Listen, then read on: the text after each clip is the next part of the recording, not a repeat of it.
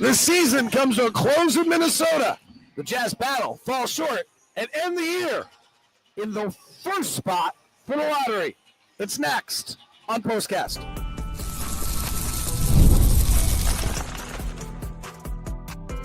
You are Locked On Jazz, your daily podcast on the Utah Jazz. Part of the Locked On Podcast Network, your team every day. David Locke along with Ron Boone after the Utah Jazz fall to the Minnesota Timberwolves despite a pretty good effort, 116-105. And the Utah Jazz season ends 17 wins, 65 losses. And the Jazz will close the year with the worst record of any team in the NBA for the first time ever in franchise history, first time they've ever lost 60 games. Washington won today, so the Jazz will be in the first spot. The worst the Jazz can pick in the draft is fifth. We will do our first ever lottery simulation at the end of today's show, now that it's official. The season comes to an end. David Locke along with Ron Boone will break through this one live because Lacey is listening. Lacey, is it possible for you to total up the reliability? I meant to text you today or to DM you today. Is it possible for you to total up who our reliability plus standings were? So we don't want to do by them the end now. of the show. No, we're good. You want to give your reliability pluses now. I'm going to Lacey will upgrade us for the played season. 8 guys, and this is the end of the season. I think we should give everyone a reliability plus. Keontae played 48 minutes. That's incredible. I think 8 guys ought to get it. So Bryce Sensabaugh, Johnny Juzang, and Kyle Filipowski. I don't think Jaden Springer. No Springer. No, not Keontae George, Svi Mihailovic, Micah Potter, Oscar Shibwe all get reliability pluses on our final night of the year. Well, Ron, this has been a different year than anything you and I have ever gone through before with the Jazz. So we haven't done this before. They also, in all fairness, the Jazz, in a very early preseason meeting, the Jazz, to both privately and publicly, said the year was about development, that this was what this year was going to be. They did not hide it. They did not stumble into this. This was exactly what was intended for the whole year, was to give – they highlighted 7 players at the time: Walker Kessler, Bryce Sensabaugh, Keontae George, Taylor Hendricks, Isaiah Collier, Kyle Filipowski, and Cody Williams to learn something about them. And if we start with Walker, I think the Jazz definitely learned that Walker is an NBA rotation player and took a major stride this year. He'll lead the league in offensive rebounding and block shots. Yeah, and this has been, as you just mentioned, up and down. I think for every developmental player that the Jazz are trying to bring along. But I think they've learned a lot, and we'll see what happens next year. Very concerned with tonight's game. Just go out there and play basketball. And I thought, especially in that first quarter, I thought they really did a great job of playing basketball, setting some picks, getting some good looks, and ended up scoring 24 points in that first quarter. Anthony Edwards came out and just decided that Minnesota was going to make the playoffs. Yeah, scored 43 points, dominated the third quarter, and that ended the game. By the way, here in the arena, they're playing the Clippers-Warriors game, which is tied at 105 because it dictates whether or not Minnesota finishes 5th or 6th. And whether they play Denver or the Lakers, and they really want to play Denver because they match up very well against them. So they need the Warriors to try to pull this off and beat the Clippers. It's kind of an interesting scene. A lot of people still in the arena, but kind of universally rooting for the Warriors. All right, Keontae George tonight played 48 minutes. But I'm going season-wide more than tonight. He finishes the year another 39% shooting season, another below 35%. These numbers do not indicate well for his future. But I would say we saw a lot of talent, the amount of talent we've seen out of him, and the flashes, it's there. If he does the work or can find the tenacity and the toughness, it's there for him to be a very high-level NBA player. I think the question here, with having brought that up, does it take a little bit longer for him to become the kind of player that they want him to be? Now, we saw two sides of his game. Beginning of the year, running the point and not looking very good. Once he got a chance to play off ball, then his game kind of picked up. Shooting got better, got to the free throw line a little bit better, and I thought his field goal percent. We won't go that far. We'll say his shot selection was better in that second half. So does it take him maybe 3 years to be the kind of player that they want him to be? I mean, the question, there's 2 things on Keontae that are going to dictate his future. One, Will's talked about openly, is whether or not he's going to play defense. Yeah. And he comes out rated as one of the least good defensive players in the league. I don't know what I think about these ratings. The Jazz defense as a whole was so bad, so I don't know entirely what I think of all these ratings. On the other side, it's going to be whether the ball goes in. You cannot be a 39% shooter in the NBA. He has done that for 2 years. That is fine. That is part of the development, but he has got to learn how to get to the rim.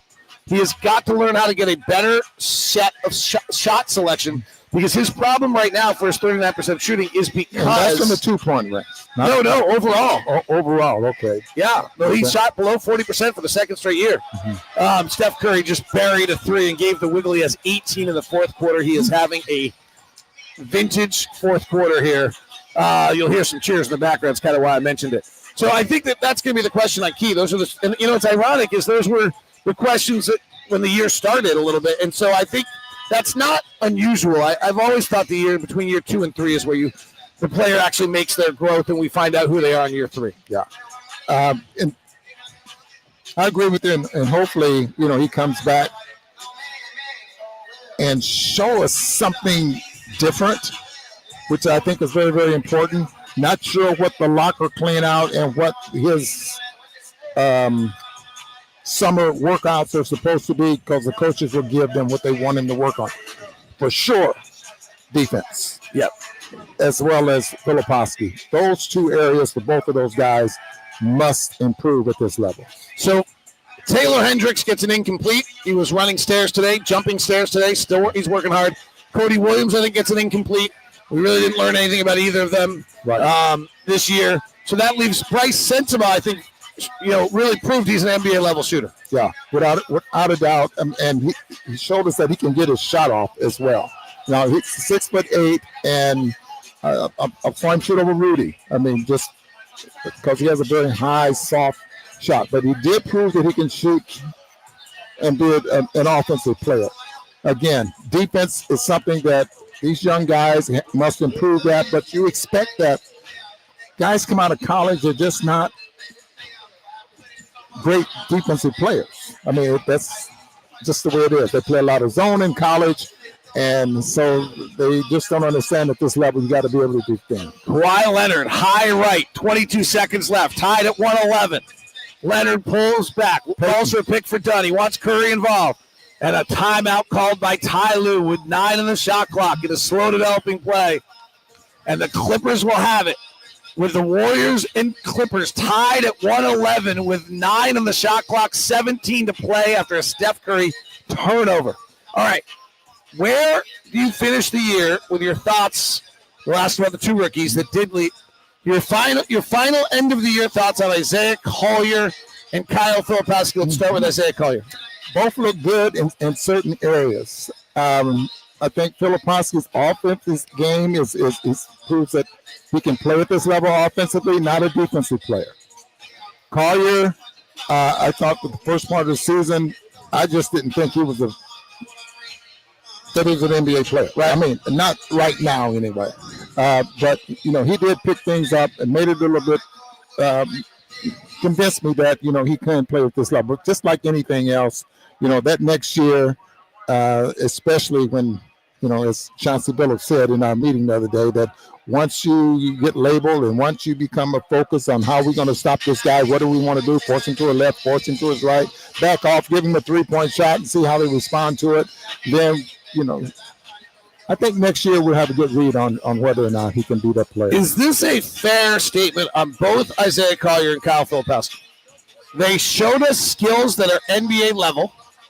They have warts that could prohibit them from being NBA players. That is fair because it throws questions out there on whether or not there is a certain level of their game that can play at this level. Now, because I think here's the point. Add to that, let me jump in this if I can. Will made this point the other day. Just because you're starting for us who win 16 games does not mean you're an NBA starter. Exactly. And I think that just because guys played a lot this year does not mean that they're NBA rotation players on a good team. Yeah. And I think that was my point. Go ahead. Sorry. Okay. So, and to add to that, now are these players good enough to be rotation players? And Kawhi crosses over on Draymond. Draymond reaches in and fouls. I'm assuming they had a foul to give. And they gave it. Now, I don't know if I agree with that as a foul to give because now the Warriors have no chance to get the ball back. Right. The shot clock was at 2.5. I don't think that's a good play. I don't know if he really meant to or if he just got shook. I think now the Clippers have the final shot. They should wait and take it. Still got to get it inbound. Harden trying to inbound. He does to Kawhi up right at the logo. Palming with his right hand. They play a two-man game with Harden. Draymond's guarding Kawhi. 3 seconds left. He's going to cross over. Rise. Fire for the win. No, they're going to overtime. I don't like that. No, I agree. I don't like that at all. And Draymond smirks at the camera saying, I shut him down. I agree. All right. Rotation players for those guys. Just have to wait and see what the Jazz have next season. All right. Here are the reliability plus final standings of the season. The winner, Walker Kessler with 43. Colin Sexton with 33. Keontae George with 31. Kyle Filipowski with 29.5. John Collins with 26. Isaiah Collier with 26, maybe 25. Bryce Sensabaugh with 21. Johnny Juzang with 15.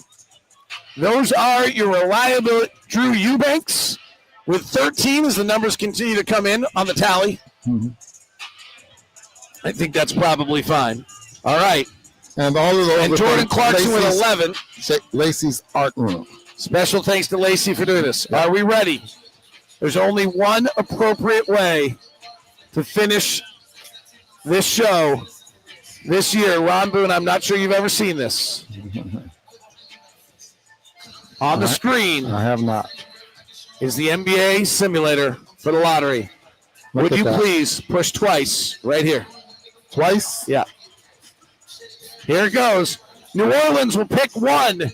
Washington will pick 2. Utah will pick 3.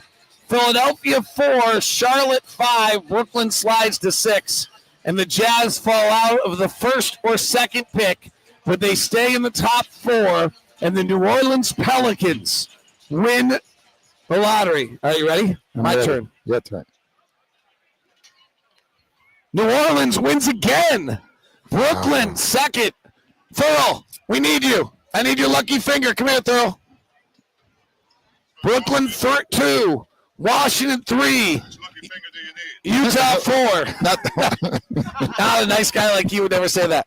Can you please come and tap on this mouse twice? We're conducting the lottery right now to see how the Jazz do.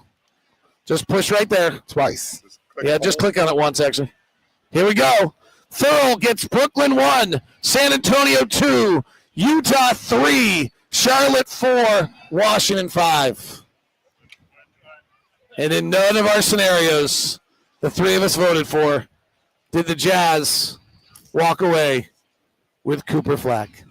Final reliability pluses: Oscar Sheba had 7, Cody Williams had 7, Svi Mihайлuk had 5, Patty Mills 5, KJ Martin 3, Elijah Harkless 3, Jaden Springer 1, Lacey had 1, Ron Boone had 1, Ben Russell, our audio engineer, had 1. All the audio engineers we had around the NBA over the years should have had 1. Thank you all very much. Appreciate it. We didn't want our luck to work here. We want our work to luck. May 12th in Chicago is the only time we care about our luck. Have a great one. Thanks for being with us all season. We really appreciate it. This has been POSTCAST for the 80s. Well, we might have missed one. 81st time. See you.